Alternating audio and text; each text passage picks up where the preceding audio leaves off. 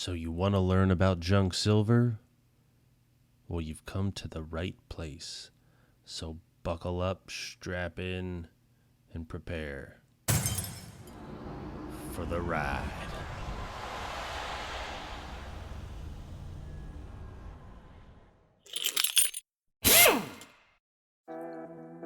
Okay, folks. So you're interested in junk silver.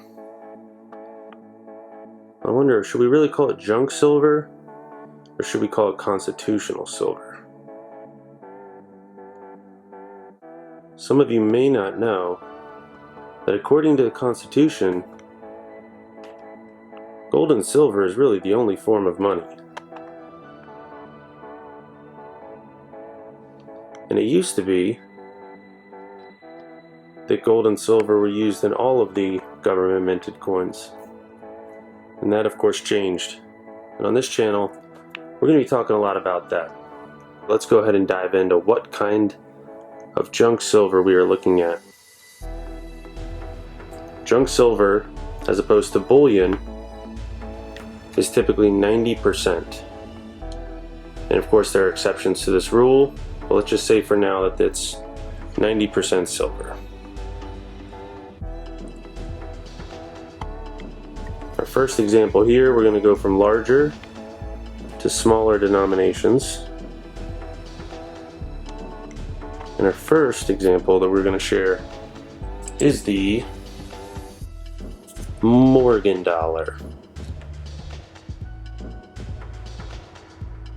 This is an example of what's called a cull Morgan. Morgan dollars are traded for a higher premium than typical junk silver. Nowadays you can get them for anywhere from $25 to $30 more if it's not a cull and it's actually a gradable high quality coin, especially if they're slabbed. But just a beautiful design. People really like to collect these. You'll find the mintage down here. This is the O for Orleans. Here we go. Come on. Focus. Okay. Carson City, CC, are kind of the generally the rarest, most desirable ones. Morgan was the man who designed these coins. Show you a couple other examples here.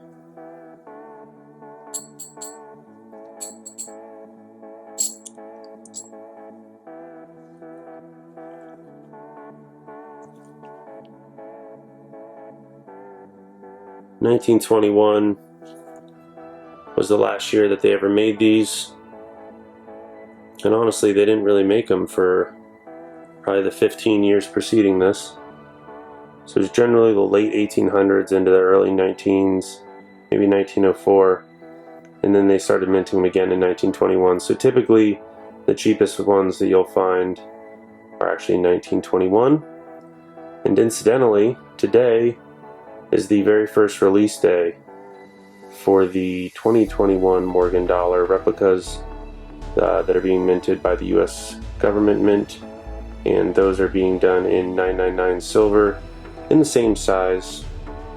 So whereas this dollar contains about 0.7 to 3 troy ounces when it's freshly minted, and your LCS will probably calculate it at 0.715 troy ounces based on circulation wear. The 2021 will be made out of pure silver and thus will be slightly higher, but actually will be made in the same size and thus won't be a full troy ounce. These are commonly counterfeited,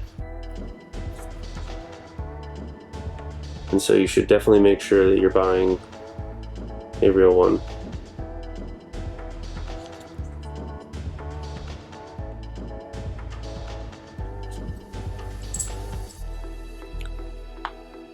A real fan favorite. This is the Liberty dollar, also known as the Peace dollar. I prefer to call them peace dollars. And just a very beautiful design.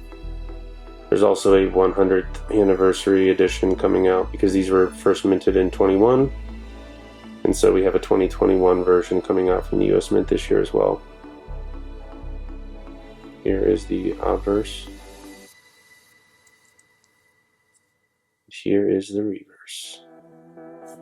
Let's get a good focus on there for you.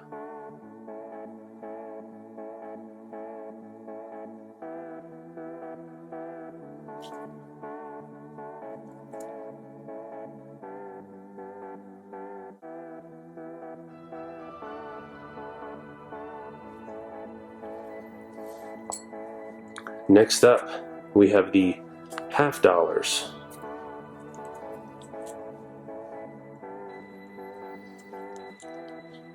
Do you recognize this design?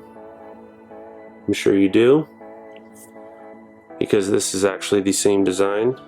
I'll show you my pocket piece here as the American Silver Eagle. So this is called the Walking Liberty. The Walking Liberty half.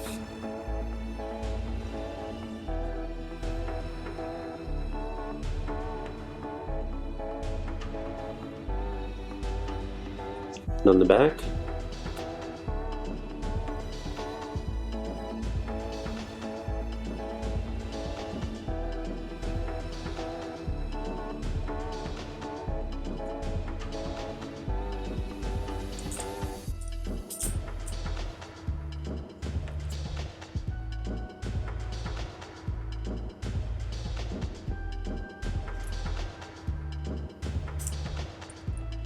next up, we have the Franklin half dollars.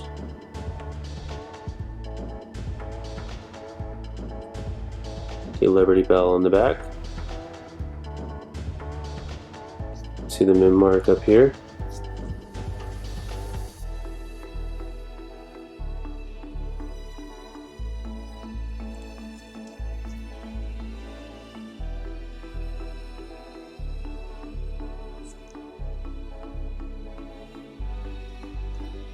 One of my personal favorites. Then shortly after Kennedy's assassination, for 1 year, they did a 90% Kennedy silver half dollar.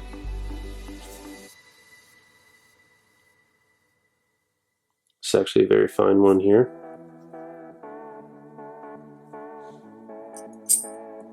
And then through to 1970, they switched over to 40% silver.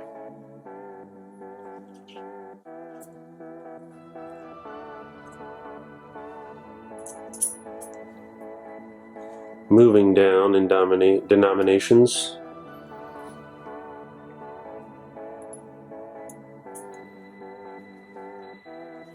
here's a Barber quarter. Pretty hard to find these in good condition nowadays. Very, very worn.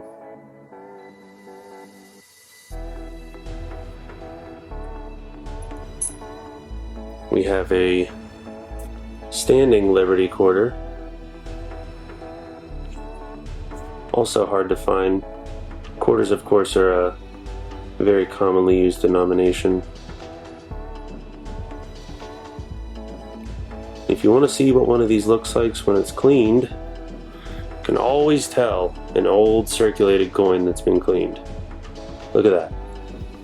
Doesn't that just look abnormal? This is why they tell you never clean coins. If you sent this off to somebody to grade, they wouldn't even do it. They would just say, it's a clean coin. So worn down, showing all kinds of evidence of circulation, and yet shiny like it was freshly minted. It's just unnatural. It's just abnormal.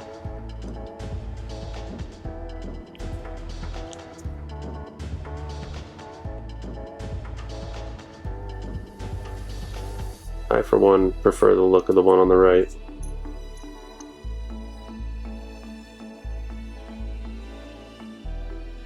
I don't know though. Tell me what you guys think. Comment down below. By far, the most silverweight in my junk silver stack is Washington quarters. And honestly, it's not because that's what I like. In fact, it's one of my least favorite forms of the junk silver. It's because back in January 2021, when premiums were getting crazy on everything else, they were still only kind of crazy on junk silver. And so I decided to buy $1,000 worth, which came out to $50 face value of random junk silver. And what did I receive but a gang of Washington quarters? And so that's what we see here. Since then, I've bought a couple just at my LCS because they were fairly high quality, or I needed to round out an order or something like that. But this is what your Washington quarters look like. Looks just like the quarters that you were used to probably from your childhood. Some good toning on this one.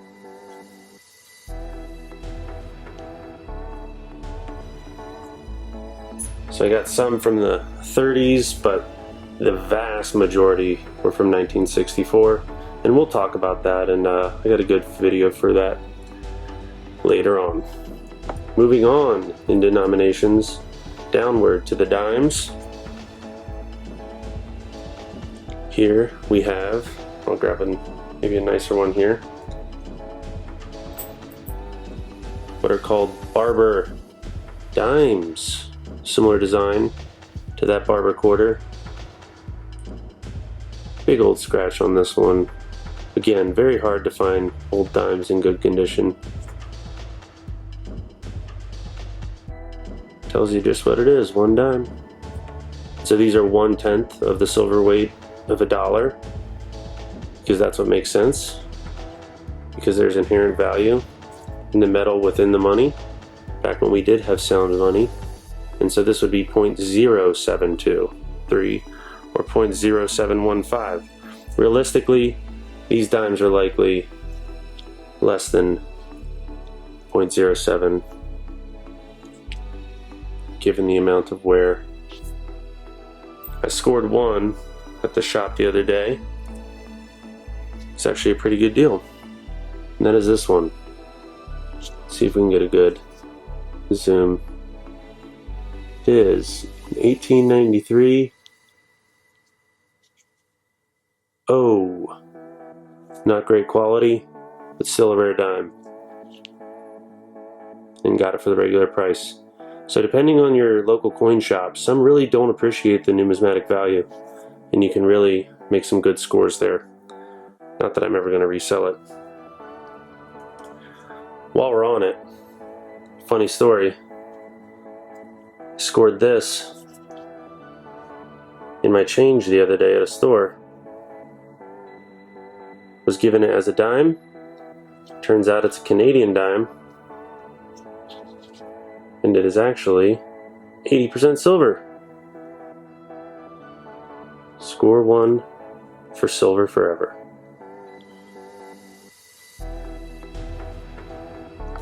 Now, as you can probably tell by my logo, I'm a huge fan of the Mercury dimes, and that's what we're going to take a look at here. I actually paid more than the melt value for this one, simply because it's probably in extremely fine condition, and I just love the toning and couldn't resist. We'll be talking a lot about Mercury dimes on this channel.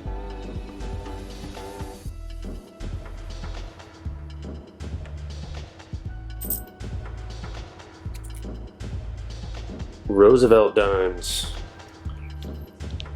This one's probably like worth $8. It's a San Francisco mint, a little more rare for the Roosevelt dimes.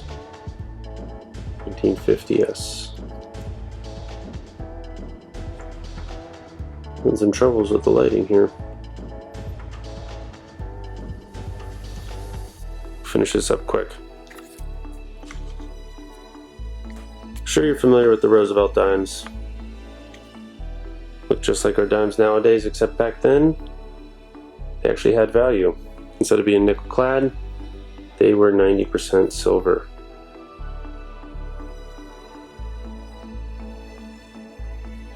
Some Sometimes I do dime roll hunts. You'll see some on the channel. And this is a great feeling, looking at a dime roll and seeing this color on the edges. And last but not least, recently ordered some of these to get my order to $200 for free shipping. These, my friends, are war nickels.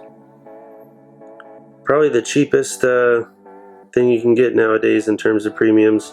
These were made out of 35% silver. It was a way to conserve nickel during World War II in America. Well, folks, we're going to call it here for the day. I hope you learned something about constitutional silver, a.k.a. junk silver in America. We'll have a bunch of new videos about this in the future, but why don't you go ahead and tell me which one are you most interested in discussing first? What topic? What coin? I'd love to hear from you guys. Make sure to tell me in the comments below. Until next time, stack silver today, stack silver tomorrow, and hold that silver forever. Out.